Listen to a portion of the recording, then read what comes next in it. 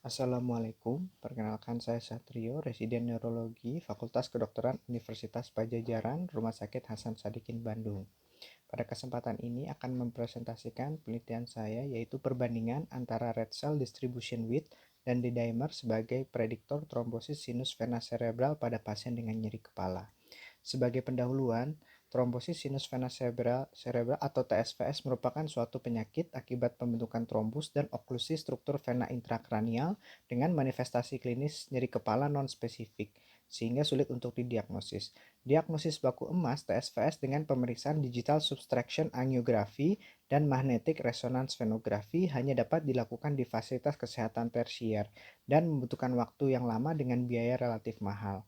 Red Cell Distribution Width atau RDW adalah pengukuran variasi ukuran eritrosit bagian dari pemeriksaan hematologi rutin yang berhubungan dengan inflamasi sistemik merupakan penanda biologis tromboemboli vena yang menunjukkan kondisi hiperkoagulabilitas. Peningkatan RDW dapat terjadi pada kondisi TSVS, gagal jantung kronis, dan infak miokard akut.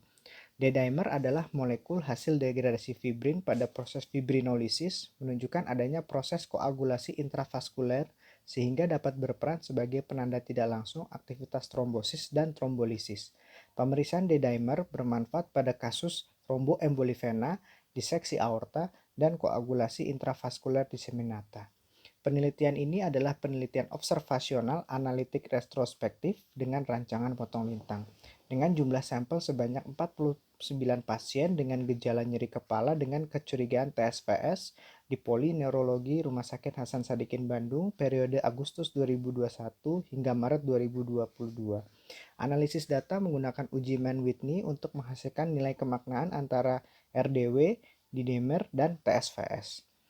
Dari 49 pasien dengan kecurigaan TSVS, jumlah pasien yang terdiagnosis TSVS melalui pemeriksaan pencitraan yaitu CT scan kepala kontras dan magnetic resonance venografi sebanyak 36 pasien.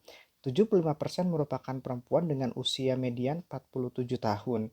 Nilai rata-rata RDW-CV pada pasien TSVS yaitu 14,31. Didapatkan nilai P sebesar 0,441 sehingga tidak bermakna secara statistik.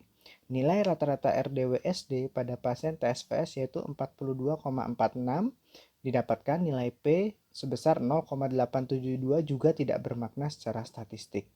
Nilai rata-rata D-dimer pada pasien TSVS yaitu 0,92, didapatkan nilai P sebesar 0,716 sehingga tidak bermakna juga secara statistik.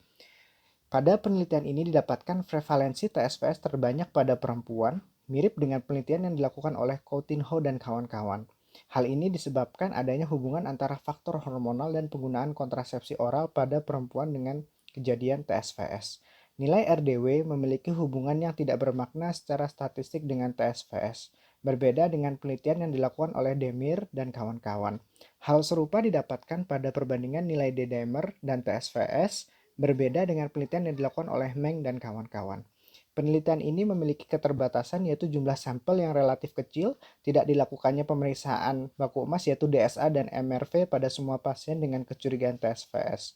Faktor-faktor lain yang mempengaruhi nilai RDW dan D-dimer belum menjadi pertimbangan pada penelitian ini. Sekian, terima kasih.